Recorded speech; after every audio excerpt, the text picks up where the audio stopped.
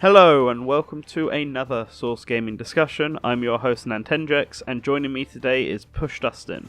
Hello. Due to popular demand, today we have come together to talk about our ongoing series, Rate That Character. As every single day we've been covering a different character and rating their chances to appear in Super Smash Bros. For Switch. And with all sort of opinion pieces, there's been a lot of controversy over some of the picks and some of the scores. And I noticed that there were a lot of comments for people asking us whether or not we could have a discussion about this. Kind of like a meta feedback. Yeah. So look over the comments, have we changed our opinions on some of these characters a few weeks later, and can we justify them still? Mm-hmm. And so, with that in mind, I've got a list of all of the characters who were the most controversial, and we're just going to go over them in release order and talk about them and how people felt about it.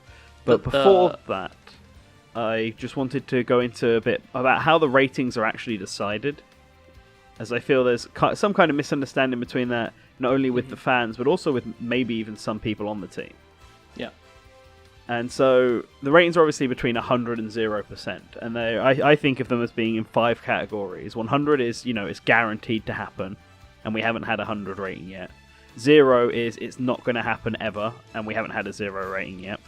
Then anything above 70 means that it's likely. Anything below 39% means that it's not likely, and anything in between 40 and 69 means there's a chance it could happen. Mm-hmm. And so that's how we've been thinking about the percentages, and that's how at least I have been using them to justify my opinions and stuff like that. So that's how the ratings are meant to be. And some people have felt that the opinions we've given aren't reflected in the ratings. There's one particular video where a lot of people thought about this, which wasn't actually done by either me or Push, but we'll talk about it anyway in a bit. Mm-hmm. Push, I don't know if you had any comments on the... Well, I was going to say there's 2 videos where people said that the ratings don't match up what was said in the video. Okay. And the other one was Pauline, which is on the list. That'll be the first one we talk about. Yeah. So I was going to say we could have almost called this like the top 10 RTC feedback, because there's 9 characters on this list. Oh, there's one more thing that people would complain about. We could have made it a top 10. Yeah, there you go. Yeah, everyone loves their top 10, so it would have been great. Could have got like 1,000 more views. Top 10 Source Gaming regrets. But, alright, let's move on to the characters then. And as we just said a moment ago, the first one was Pauline, which was done by me. And done by me is something you're going to hear a lot in this video, because they're mostly done by myself. One of the first RTCs as well. Yes, the second one. And to be fair, I admit I did this on purpose. I was always going to give her a 1%, but I knew that, so I made sure Pauline was one of the first ones, because I wanted to show that this series isn't just like following what's the popular trend, because a lot of people have seen Pauline as the character of the day, and loads of people have been, talking about her in Smash speculation. And personally, for me, I don't get why, apart from the fact that she's, Mario Odyssey is really relevant, and so she's shot up in popularity, there is no other reason really why she would have been considered. And had this video happen, had this all happen last year, nobody would be talking about Pauline. Yeah. And the same thing happens for a lot of characters. Funky Kong is a character that a lot of people have been talking about since he was revealed to be in Tropical Freeze. Yeah, ever since that reveal day. And Marks, since he got into Star Allies as a Dream character, loads of people have been considering him, when before no one was considering Marks. Mm-hmm. So there's all these characters of the day, and Pauline is one of them. Mm-hmm. Now, I gave her 1%. My justification for this was that if you look at Rosalina in Brawl, Galaxy was in the same sort of situation. It came out 1 year before Smash Brothers, and in Brawl, there was nothing from Galaxy. There was no Galaxy stuff. There was no Rosalina at all. I don't even think she got a trophy or a sticker. Like, she was completely absent from that game. And one of the reasons for that is that Galaxy and Brawl were made at the same time, and when Brawler decided all of its characters and stuff, Galaxy was very early in development. Now, I know that Mario Odyssey has been in development for longer than Galaxy was, and Smash Bros. For Switch, if assuming it started development in 2016, when the last one ended, Mario Odyssey would have been in development for a bit longer than that, because I feel like they said they started on it ever since they finished Captain Toad, and that was 2015, I want to say? Yeah, it was definitely before the end of DLC. Yeah. So, a lot of people were thinking that, Pauline should have been decided by then, and all of this. And she's already an existing character, that's one other thing. Rosalina is new, so has not much to her at the moment, but Pauline has had years and years of stuff that they could pull from. My issue with Pauline is that, A, she has years and years of stuff to pull from, but as far as we're aware, Sakurai has never once considered her for anything. Mm-hmm. Even after she got into the Mario vs. Donkey Kong series and a moveset could arguably pull from that, it wasn't seen as enough. So if she's going to get in, it has to be something related to Odyssey. And then moveset-wise, moveset is never an argument against the character. Because Sakurai could do whatever he wants. And people have been sending me movesets they've been making for Pauline as this kind of, I guess, proof that, she could work. And I have no doubts with that. In fact, there are some good movesets out there. There was a particularly good video that a fan sent me where he did a bunch of little movesets. And the Pauline one was actually pretty decent. But my issue is a lot of people think that she should completely adopt Mario, like doing all the jumps and flips, taking over characters and stuff like that, like as if she's got Cappy, and that doesn't make sense for her. Because she's never done anything like that. Having the cap toss, I'm fine with. But anything else that Mario could do in that game, Pauline wouldn't be able to do. It just doesn't work for her. And outside of that, Pauline in Mario Odyssey isn't that big a character, to be honest. Like Rosalina, again, she was the one who helped Mario at the beginning, and she's the one who owns the hub, and she's the one who takes him to Bowser, and is basically a recurring character throughout the whole game. Pauline appears about halfway through Mario Odyssey, is only in New Donk City except for brief cameos towards the end of the game, and is basically just known because she's the only recognizable NPC in that town. Also sung the theme tune. I would argue against that, though, is because when they first showed off Mario Odyssey, they had a huge emphasis on New Donk City and Pauline. And Pauline was really like one of the faces of Mario Odyssey's commercial push. I mean, she's definitely one of the more important characters in that game. I'm not going to deny that. But like, in terms of the actual game, she's just the key NPC from that town. There are NPCs that appear. Like, the Sphinx appears in the game more than Pauline does. Yeah, I understand what you're saying, but I'm just saying, from like an outside perspective, from people who haven't played the game, for people who know the game just from commercials and stuff like that, they would have ran into her from that. Right. But then if we think about when Smash Brothers would have started development, and the characters would have started, then this would have been in 2016, at least a good year before Pauline was even revealed to be in the game to the public. Yeah. And in terms of development, while she is a recurring character that they wanted to bring back, they brought her back because they needed an important character for a city setting, and that worked. Yeah. And during development, she's just an important NPC. She's not a key story character. And while I'm sure Sakurai could have seen that, because he'll have known about Odyssey being in development, I'm sure there's going to be a New Donk City stage. Mm-hmm. He could have seen that and been like, okay, so she's an important character for this stage, and she has the song, maybe I could have her as a stage element. I don't think she would have seen, Pauline is coming back in Odyssey, therefore I'm going to make her playable because she'll be relevant and important, because she's not that important. She's relevant, yes, but not that important. Again, I would argue that from a commercial perspective, from like Nintendo pushing their IP, I think Pauline would be important in that regard. But I do understand what you're saying is in the game, in the actual story and stuff like that, she's not very important. I will say that I think she does fit in better as either a assist trophy or a stage, part of a stage, because Mario Odyssey is a fantastic game. It was made by Koizumi, who also led the Switch's development. And so, it makes sense to have Mario Odyssey content in Smash. Yeah. But I do agree that Pauline has a very low chance, but I wouldn't have given her a 1% chance. See, I still stand by this, because for 1%, there has to be a lot of situational stuff that would prevent it. And I think at the time that everything would have been decided, while he would have known Pauline was coming up, there's no reason to think that she would be playable, in a status where she should be playable. Yeah. There's no reason to think she was playable before, and Mario Odyssey during development, there's no reason to think that she's such a key influential NPC, or even that there's a lot of stuff to do. If she fits the assist trophy stage element more, I just see that that's more likely to happen. And unlike some other characters where I could see it going either way, I'm pretty convinced that that's how Pauline would be. I think you're looking at this in the wrong way, or you should be looking at other things as well. One thing that you should be looking at is the Mario Aces roster got leaked through the demo data mining, and Pauline's not in the game. So she's not a very important character in the Mario franchise, unlike Rosalina, who pretty much instantly appeared in the spin-off games. No. Well, and I think that's something else to consider, right?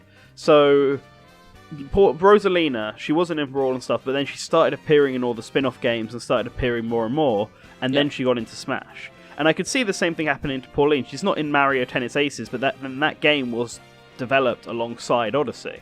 Yeah. And we don't know how much connection the two teams had, considering Mario Odyssey was developed in Tokyo, and I don't know where Camelot's based, but I think it's Kyoto area. Mm-hmm. But so they might not have had any talk, so the Mario Tennis teams might not have even known Pauline was coming back and have had no reason to add her. But now that the game is out, say Endcube make a new Mario Party game, I could see Pauline being added for that. Because there's been time now between then. And I can see if they do paid DLC and not just the downloadable DLC, they could add Pauline to Mario Tennis. Or if they're doing Mario Golf next, they could add Pauline to that. And I think that will build her up. And I also want to stress that this 1% is mainly for the base game. For Smash DLC, I would raise Pauline to about 5 or 10%. See, for me, I think it's more of the fact that it's a 1% rating. It's just for a lot of people, they would see that as a slap in the face kind of thing. I would save 1% for only characters like Huey, Dewey, and Louie, for example. See, for me, those would be the characters that get 0%. Characters that just absolutely have no chance whatsoever. Yeah, well, see, I think, from my perspective, those are the sort of characters I'd leave for 0% and stuff like that. But I understand where you're coming from. But that's my justification for why Pauline was a 1% character. For me personally, I agree with a lot of the reasons you said. I would just give her maybe a 5% or 10% rating. I would still have it very low. Yeah. But I don't know. I still think 10% is too high. 5% I could maybe settle on. But considering all the circumstances, I don't think there is a chance that she's going to be playable. And that's why I gave her a 1%.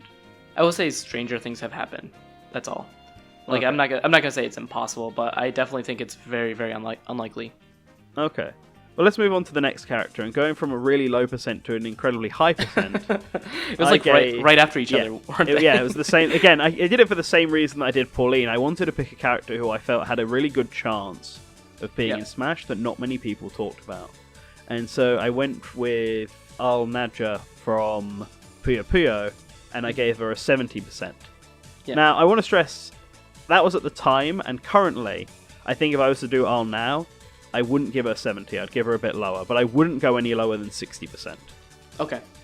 And I have good reasons for this, and it's not because I like Puyo Puyo, because I never really played Puyo Puyo until after I'd made this video, to be honest.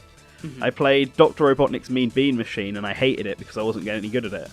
Yeah. And then I played the demo to record footage for this RTC. But my main reason for turning to Al originally was because of that report you did on the Japanese DLC perception. Oh, yeah. Where Al got, higher than the likes of Cloud and Bayonetta and Dixie. I think she's either just below or just above Dixie Kong. I think she was below Dixie Kong, if I remember correctly. If she was, then she was just below. I remember it being really close to each other. Top 20. Top 20 still. And, that surprised a lot of people because no one really knows about her over here. Yeah, but she's very popular in Japan. very popular in Japan, and the series has been around forever. I mean, it started off as an RPG franchise in the 1980s on the MSX, and then became a puzzle franchise. And the reason it became a puzzle franchise, because I looked this up for the RTC, is because the developers felt that puzzle games at the time were too single-player focused, and they wanted to turn a puzzle game and make it more like Street Fighter. Okay.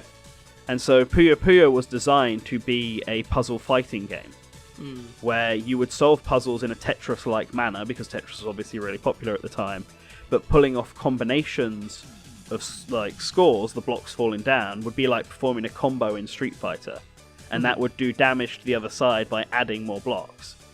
Yep. So the game was always designed to be a fighting game sort of style in mind.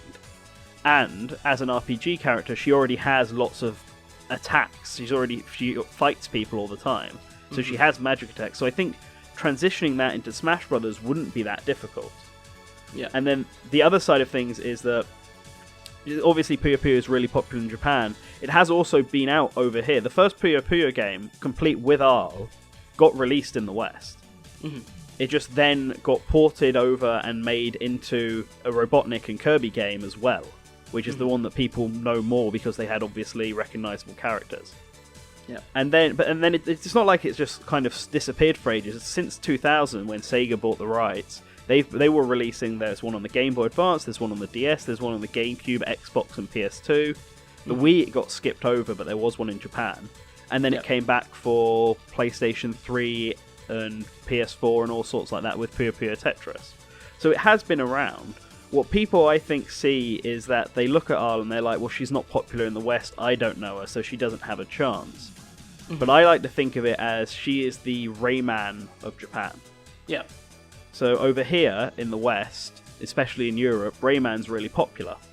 Because he was made over here by Ubisoft, and his games have always sold quite well, and all this. But in Japan, Rayman is a non-entity, essentially. Yeah. Like, I think that comparison is very fair. Yeah. And then, Arl's the opposite. In Japan, she's really, really well known. She's had games released over here. They haven't done as well. She's not as well known. Because Rayman's had games in Japan. They just don't sell that very well. Yeah. Published by Nintendo. Yeah, the Legends was published by Nintendo and stuff like that. The other ones haven't. And when I looked up the amount they sell, Rayman has sold more than Puyo Puyo. The highest rated selling Rayman game is something like 2 million. It's the first one. And then the highest selling Puyo Puyo game is something like 1.7 million. And it's the Super Nintendo one, I think. Yeah, I think it would be the Super Nintendo one. Yeah. But, so they've sold about the same. Rayman has sold more. But then there's more people in America and Europe than there is in Japan. And a lot of Puyo Puyo's games have been Japan only. But one thing to consider is that Smash is really Japanese focused. Yes. And that's why I think you rated her higher. Yes. So that was the advantage she has over Rayman. Because if I had done Rayman, I would have given him around 60%. Because he's a very requested character. Ubisoft and Nintendo have that connection with each other. And he would fit quite well into Smash Brothers being a platforming character. Yeah, but he's easy to visualize. And he has, the trophy, which shows that he's already got a foot into Smash. Yeah. Whereas Arl doesn't have that connection to Nintendo because it's Sega. But Sega has worked with Nintendo before with Sonic and Bayonetta. Yep. And Arl being like hugely popular in Japan, and also the Puyo Puyo games are made by Sonic Team, which again Sonic, is already in Smash. So he's already worked with that team over this. I don't think it would be that hard to visualize her, especially because when you think of the other Sega characters they could add, there isn't many. I don't like to rely on like the moveset argument for or against characters. No. But I think just going off of her popularity, she's very popular in Japan. Puyo Puyo is very beloved here, and as far as third party big name goes, she's up there and not up there at the same time. Yeah.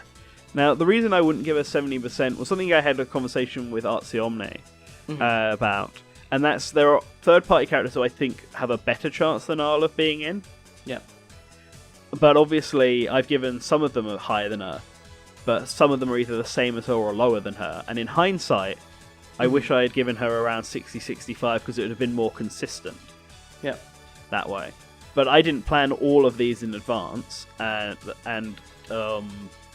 it was a really early one, so I hadn't considered, at the time, what ratings I would give some third parties that I felt were higher. So I think Simon Belmont has a better chance. I think Bomberman has a better chance. I think the Monster Hunter has a better chance. Steve from Minecraft has a better chance. Yeah. I think Dragon Quest is the series that's just above her, because that has a lot of the same problems she does, but it's more well known, and it sells a lot better. And I think it has a deeper history. Yes, it does. It's been around for longer, and it's impacted culture a lot more, Dragon Quest has, than Puyo Puyo. All the lessons were changed for like a couple of months here. Yeah. Well, I was on a train that was Dragon Quest themed when I was in Japan. I'd not been on a Puyo Puyo train, so... Yeah.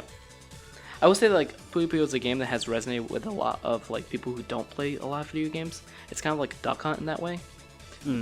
Like I'm talking to a lot of people who aren't gamers, who are older here in Japan. They've always talked about Puyo Puyo. It's like one of the first games. Yeah. They're like, I love Puyo Puyo. It's the Tetris effect. Tetris was huge when it came out at the time, and while Tetris doesn't have any characters, I mean, it has characters in Puyo Puyo because of the crossover game, but other than that, it doesn't have its own characters, so you can't really think of... They're not going to make the Tetronimos a rep. That's definitely a character that's more likely to be a stage element or an assist trophy than, if anything. Far, music. Yeah, or just music. But Puyo Puyo is like the next big... puzzle game. People point to Candy Crush, and I hate them when they do that. But that is a big one. It is a big one, I can't deny. And I guess Columns is the other big one by Sega. But there's so many, like Soldum is very much based on Puyo Puyo in terms of its style, and there's loads of puzzle games that are based on that. And you reviewed it. Yes, I did review Soldum. And I even compared it to Puyo Puyo Tetris because it just looked so much like it. But yeah, that's my justification for giving her. I would make her a little lower, but I think a big reason people don't expect her is because we're so focused on the West. Yep, Western. That we don't view her as a popular character. I would personally give her like 50%, because I think like comparing her to the other third parties, like you said, I think there are other third parties are more likely than her. Yeah. That's fair. That's fair. Like I would have given her lower if I'd done it now, but well, it was too late. I'm not changing the video. Alright, so the next character on our list is 50%, and this one is actually yours, not mine. So no, I get to be on the spotlight. Yeah, you get to be on the spotlight. So this one is Bandana D from Kirby. So my thinking with this was that, as I explained in the video, there are a lot of factors for his inclusion.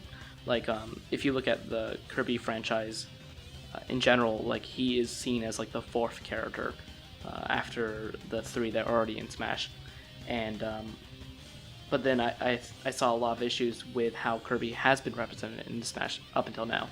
If you look at the what Sakurai has drawn from, it's been constantly his own games. So I don't think that Bandana D existing after Sakurai's games might be an issue. And then the other issue is that he might just see a Bandana D as a Waddle Dee, and that there's no difference between that character and a regular enemy. So I was really conflicted, but in the end I decided on a 50% chance because the character is heavily requested. I think that Sakurai might just have some issues with the character have some personal issues against the character. So, like, on my side, I disagreed with the score. I think it was a little too low. I understand the Bandana D Sakurai viewing Waddle Dee as the same character argument. Yeah, that's something I agree with. But Bandana D debuted in Superstar, which was a Sakurai made game. Yes, in the Megaton Punch. Yeah, in the sub game. Yes. Yeah, so not in the main game. Not in the main game, no. Megaton Punch. Though he was a sub boss in the remake. They just took the regular Waddle Dee and gave him the bandana to make him stand out. Yeah. So there's that element of it. And there's also the fact that, I mean, Sakurai has gone on record to claim that he's not biased to his own game and said he wanted an epic yarn stuff. I know. How much you believe him is... He talked about that in the column, The Truth is Not So Simple is the title of it. It has a great... I remember Nerbion making a great header with Sakurai and bandana and sweeping. Anyway, that image is burned in my head. But you can check out that translation on Source Gaming. But looking at what Sakurai has said and looking at what's actually in the game, like I hate to cry out like Sakurai bias and everything like that, but it's getting a little ridiculous. Yeah, well, it's his comments on that, the fact that he acknowledges this. And I mean, there are some non-Sakurai stuff, but it's like trophies and music, so whether or not that really matters or not. But it makes me feel like, he's perfectly aware that people feel this way, and may be more willing to look forward, because there's only so many times, right, that you can take stuff from Superstar. At this point, unless we have a Dynablade stage, I don't know what else he can really pull from for it. But I mean, to be fair, the reason I think he does it is because that's the part of Kirby he knows the best. And so he's much more comfortable, and it's easier for him to have that stuff accurately presented in Smash. But considering how big of a series Kirby has gotten, especially with that massive anniversary celebration last year, and the amount of games he's gotten, and how many people cry out for new characters and stuff like that, and Bandanity especially is really popular with lots of merchandise, very high on the polls and all this. I feel like it is still a Waddle Dee, so he still has, he still made the character essentially, and I think that he might be more willing to work with a Kirby character outside of his comfort zone a bit, or at least a half step outside of his comfort zone. Yeah. Because I think apart from the spear, which he didn't do, a lot of the other stuff Waddle Dees do, like the umbrella and the beam, he made. So he can have most of the moveset be pretty Sakurai-ish, and then just have the spear in there as well, because that's what Bandanity is known for. And so I think, personally, that he would be more likely to take a step towards newer Kirby characters. And I think a lot of people for this Bandanity one were a bit concerned with it because of other characters' ratings. So I know that you didn't do any of these, but Magalore got something like 60%, and Mark's got about 45%. And I want to say there was another Kirby character who got less than Mark's, but I don't remember. And I would rate those lower. And I think that's an issue that people have said about, I guess, consistency. But in this sense, we have the same. The arguments are there, and the score is just reflective of the person. I think at that point, like this is one of those cases where it's so close that it is definitely opinion based. Yeah, like for me, like those other Kirby characters would have been rated lower. Like the only character from Kirby that I would see on equal footing from Bandanity is maybe Magalore. And that's just because of how much merchandise he also gets. And again, I don't know. Like I feel like Kirby's is gonna get shafted once again. I think it's just gonna get additional stages and music, and that will be the representation it gets in the next Smash. Man, I really hope not. I really hope not. I mean, look at Donkey Kong. But I think Donkey Kong has the chance to jump back up this time. I think Donkey Kong will have a chance to jump up this time. But I think that if you look at the past centuries, people have been crying for more Donkey Kong representation since like Melee, and we got a little bit in Brawl, but not really. And I think Kirby's in a similar situation. It's just better represented as through other ways, kind of like Zelda. We'll see, because I feel like Kirby has a lot of stuff that can easily transition into Smash. Sakurai just needs to get over this hump. There's also the fact that like Sakurai also tries not to draw too much from Kirby, I think, because it is a series that he made, and he doesn't want to like overdo it. So there's also like the reverse Sakurai bias. Like if you look at like Melee, like we didn't get that much Kirby representation. Like we got some stages, we got some items, we got some characters, but not really. Like Kirby definitely deserved, I hate that word, but definitely should have gotten another character in Melee. King Dedede at least, considering it was planned for the original. But it wasn't until Brawl where he decided to add two. Well, hopefully he takes that same step with Kid Icarus, because I don't think Kid Icarus should certainly not have more characters than Kirby, in my opinion. Yeah, I think with Kid Icarus, it's just really just the clone situation with Black. I have no problem with Dark Pit, but if like there was that rumor, that Villains one, where with Medusa being added, Medusa, and I was like, I will take a stand. As much as I like Medusa, Mm-hmm. I will take a stand at 4 Kid Icarus characters and 3 Kirby characters. Like, what's that about? You will send an angry tweet at Yes. Sakurai. So, what are you doing? Banned. But yeah, do you have any more comments for Bandana D, or shall we move on? I think that's about it. Alright, okay. So the next character is a third party, and this was back to me again. And this one, a lot of people hated, and I don't care, because I'm pretty sure a lot of people hated this because of who it was. Yeah, And a lot of people just have that reaction Yeah. towards this character. And that's Steve from Minecraft, who I gave a 75%, which was like the highest at the time. Yeah. It was the highest. The first time I had done 75%. I'm not sure if you had done one before or not. I think I gave Wolf a pretty high percentage. Yeah, I think it was either Wolf or Ice Climbers might have been higher than him. Yeah. But look, people just have to acknowledge the fact that no matter what your actual opinion is of Minecraft, it's one of the biggest selling, most critically acclaimed and well-known video games in like existence. Yep. I'm actually sick of people talking to me about Minecraft. Yeah, like it's known all across the world, even in Japan. And Microsoft has expressed interest as, like, you know, if Nintendo asked them, they would be fine with it. And Minecraft is on Nintendo platforms, and Microsoft even advertises the Switch when advertising Minecraft stuff. And Nintendo published it, I think. Yeah, Nintendo published it in Japan to help with that. And so, like, there's so much stuff about Minecraft in the world, in gaming, and it had such a big influence that it, like, just smacks all the boxes that the likes of Mega Man and Pac-Man and Sonic did. Minecraft is a series that has its own convention. Yeah, exactly.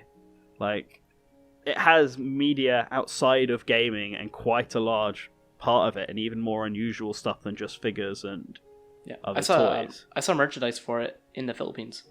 Yeah, like, Minecraft is a worldwide phenomenon. People argue that Steve is an avatar, blah, blah, blah. Alright, he's an avatar. He doesn't have as much personality. Creepers are more well-known.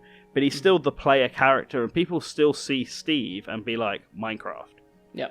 And that's part of the style, which, again, then other people are like, oh, but the style, it doesn't work. If anyone's going to be able to get it to work, I trust Sakurai to be able to get it to work. Yeah. Like, you can keep certain things blocky. They're not going to go the weird, creepy Minecraft story tales, whatever look. They've got really popular. I hate that look. That's like the Pac-Man Ghostly Adventures equivalent of Minecraft Steve. He'll go for the classic one that's known for the games. Yeah. And there's plenty of stuff that Steve could do. If they could make a moveset around crafting, that'd be great. Like, I'll leave Sakurai to figure out how to do that one. We have a Dream Smasher that's on the website. That was a guest article. Yes. Do you remember who submitted that? I want to say it was Leo, the Patreon. Yeah. I want to say it's him because he's such a big Minecraft Steve supporter, but I don't know off the top of my head. Okay. That'll have to be something I'll look up maybe during the course of this video, and I'll put it in the description below. Mm-hmm. But yeah. Yeah, I thought like a moveset based around crafting would be pretty interesting, and could add a lot of personality to Smash. And I just want to really emphasize that Minecraft is a huge franchise. It's a huge IP. It's one of the most successful IPs. Sold way more than a lot of the games that are in Smash right now. And I think people are discounting some form of Minecraft representation because they feel like it's such a kiddie game or it doesn't appeal to them. But that's not the point. It's not supposed to appeal to the hardcore gamers. It's supposed to appeal to the casual gamers, and they'll look at the box art and see, oh, Minecraft's in Smash. I better go check out Smash. Yeah, exactly. So Steve is the only hurdle I could think of for him getting in is if Nintendo would want to work with Microsoft on this. But considering they have done to get specifically with Minecraft, this isn't a Banjo-Kazooie situation. Yeah. They've specifically gone out of their way to work with Microsoft, a competitor with Minecraft IP. I don't see why they wouldn't do it for Smash. Yeah, and Microsoft has seen a lot of changes in the last year or so. I feel like they've become more open about collaboration. Especially with the PlayStation 4 being like the lead, I guess. next console generation. Like Nintendo and Microsoft teaming up to try and take Sony down. Yeah, like you saw like Microsoft and Microsoft and Nintendo like saying like, oh yeah, we can have crossplay in our games. I mean, you can unlock Xbox Live achievements on the Switch version of Minecraft. Yeah, and I think Rocket League is like compatible. You can play with like Xbox Live players. Yeah, Xbox play PC and Switch, but not PS4. Yeah, so I think you're seeing a lot more collaboration between these two companies because of Sony's position with the PlayStation 4. Yeah. That being said, like I do think like personally, I think Minecraft would be better represented as a stage. Or like with some assist trophies, but if they're gonna go out of their way for a third party to get them a stage, it's kind of difficult. Yeah, just have the character. I mean, they would have all. Minecraft stage makes a lot of sense. Creeper as an assist trophy makes a lot of sense. If you're gonna go out your way, have Steve as well be playable to add something new to the game as well, and then you cover all three bases. And I mean, think of it this way: if you don't like Steve, just think that if they're working with, if he gets in, Nintendo are willing to work with Microsoft, maybe Banjo is around the corner. I would say that like Banjo is like really in a situation like Geno, where it's like really popular among Smash fans and Nintendo fans, and so if Geno was considered, then I would think that Banjo would also be considered. Yeah, no, I agree. We'll just have to see. And I think that's a good place to end it for now. We're about halfway through our list, so let's cut it off for today, and look forward to next week when part 2 comes out. Until then, if you liked this video, like and subscribe. Let me know if our discussions on these characters have changed your minds about the character or the video. And I'd like to thank our super patron, the Duke of Dorks, as well as all those lovely patrons you see on the left there. And Smash is nearly revealed, so let's the hype roll on. And always remember to return to the source.